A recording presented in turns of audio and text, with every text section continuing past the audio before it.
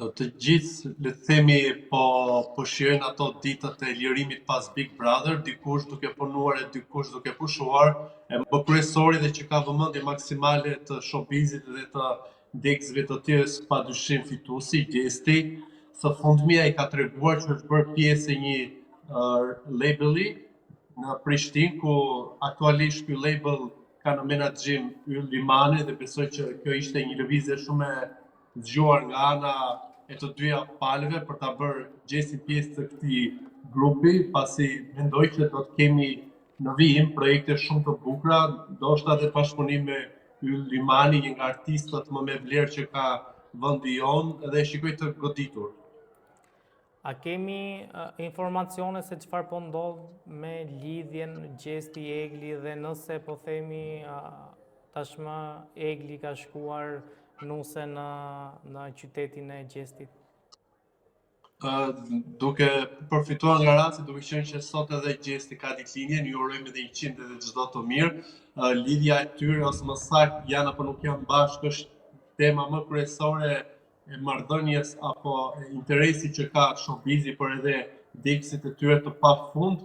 Është përfolur që Egli është së bashku me Gjestin në Prishtinë, pasi ishte Egli ajo që disa ditë më parë postoi një foto në Insta Story duke treguar që është në Prishtinë. Nga ana tjetër, një audio e një personazhi që nuk ka qenë pjesë e Big Brother, por që ka qenë komentues, që ka hedhur në Instagramin e tij, është dëgjuar në prapaskenë zëri e Eglit dhe Gjestit. Këto janë detaje që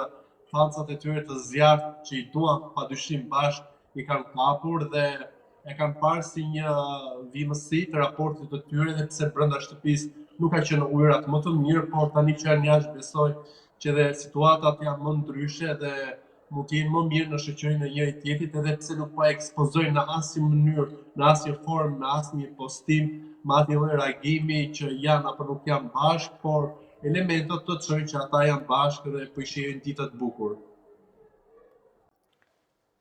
Redi, Xheneta ka deklaruar në një nga emisionet e Top Channel-it se përqendronte në një hotel me Eglin dhe Gjestin. A besoni në deklaratat e saj apo thjesht ajo i bën për të rrequr vëmendje?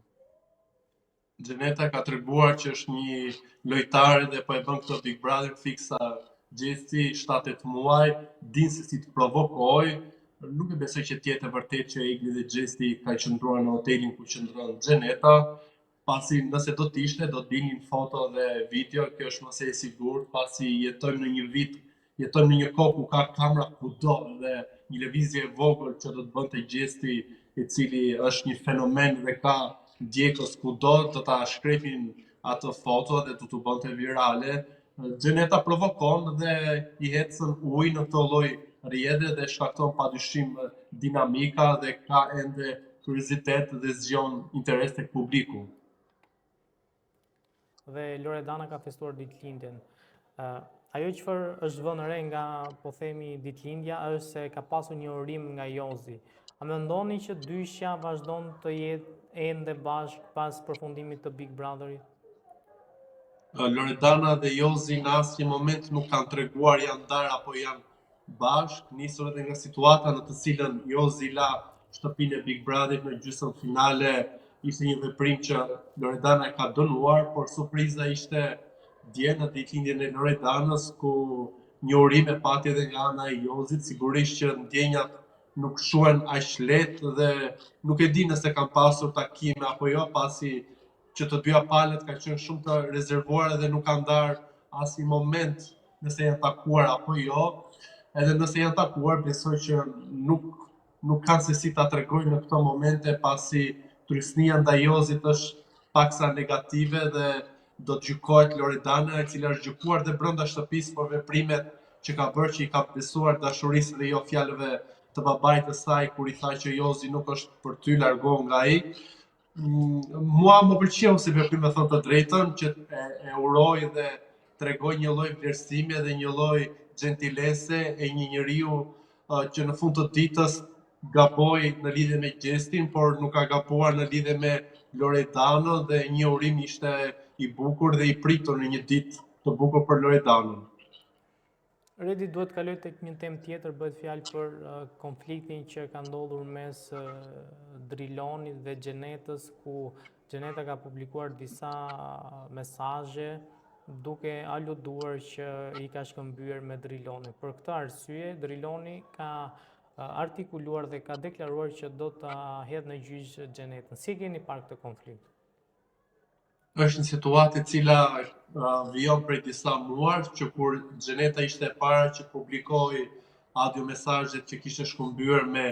Drilonin, e kam komentuar dhe e kam quajtur si një tentativë të dështuar të Drilonit për t'i bërë keq Xhenetës, duke e ditur personazhin që ajo është dhe nuk las një mundësi që t'i shpëtojë nga dora për ta kthyer në favorin e saj, siç ishte edhe ky rast me Drilonin, ku ajo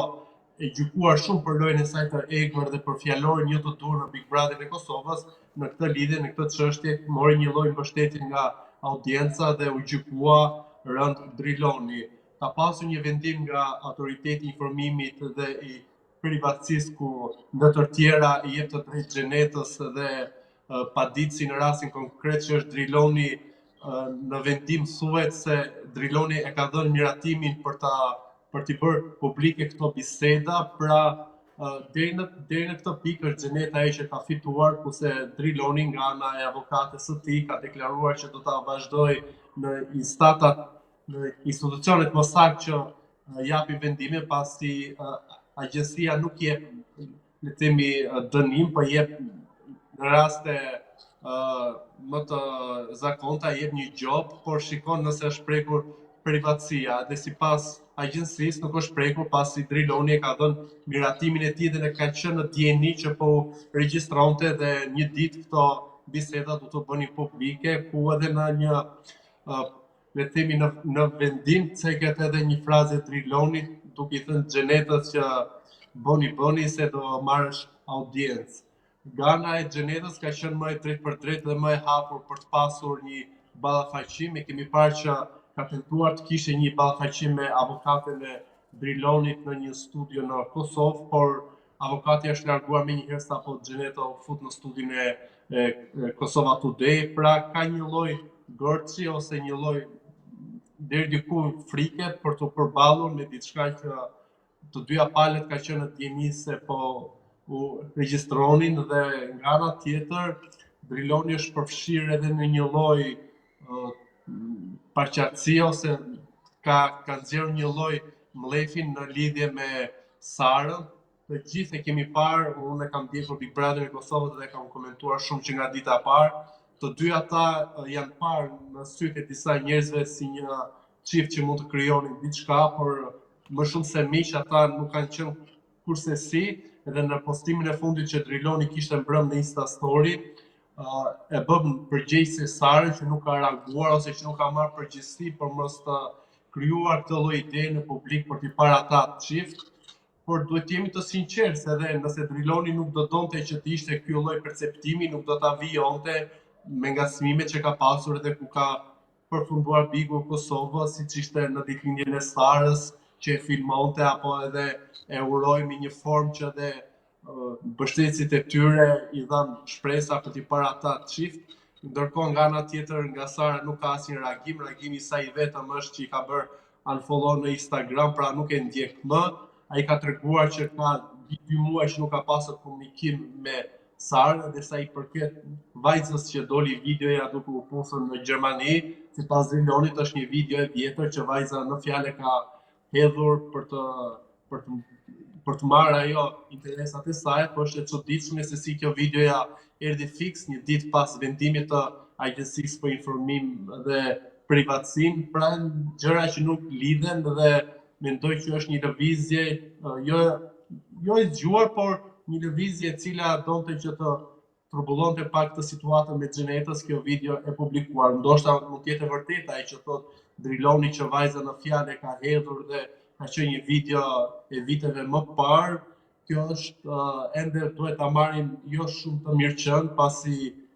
veprimet të çojnë në këtë që u thash, që u bën më njëherë pas vendimit të agjencisë që i dha të drejtë Xhenetës për publikimin e audio mesazheve. Redi, a kemi informacione, kanë qenë të lidhur ndonjëherë Sara me Drilonin? Jo, kurse si jo, ata thjesht kanë qenë shumë të mirë, një dyshe që nuk është para në asnjë lloj edicioni Big Brother që ta mbajnë njëri tjetrin aq mirë në një lojë ku ka pasur edhe ngacmime, ka pasur edhe drama të forta, por që kanë pasur lidhje apo që mund të kenë pasur tentative për të pasur diçka, kjo është 100% jo, nuk ka pasur në asnjë moment, thjesht mund të ketë pasur një lloj përqimi, është thënë në disa prime të Big Brother që Sara ka qenë më shumë le të themi e interesuar ose ka pasur një lloj përqimi për Drilonin, por që të dy nuk kanë çuar ujë le të themi në këtë lloj situate për të pasur një raport love story. Pak ditë më parë, një festë e madhe ishte ditëlindja e vajzës Luizelli dhe Kiara Titos, Luna Mari. U panë shumë personazhe të njohur publik dhe jo vetëm. A kemi ndonjë informacion se a ka pasur ndonjë mungesë të këtyre personazheve që ndoshta nuk kanë qenë pjesë e festës, që mund të kenë rënë në sy? Ishte një festë e cila tërhoqi vëmendje dhe u bë virale kudo, një festë e bukur, magjike, ende u ndjente dashuria si në ditët e para të çiftit Luiz dhe Kiara. Pjesë e festës, më sa unë kam parë, ka qenë miqtë e tyre, bashkëpunëtorë dhe kolegët e tyre, nuk ka pasur të një mungesë që mund të përbënte lajm, ka qenë rrethi që i duan dhe që i duan, pasi fjala ishte për ditëlindjen e 1 vjetorit të Luna Maris edhe nuk besoj që do të kishte vend për keq kuptime apo për të krijuar apo për të shitur lajm për mungesa apo për ardhje të personazheve. Për mua ishte një festë magjike që e shijuam edhe ne duke e parë nga rrjetet sociale, ishte diçka e bukur. Redi, shumë faleminderit për intervistën. Faleminderit, kënaqësi.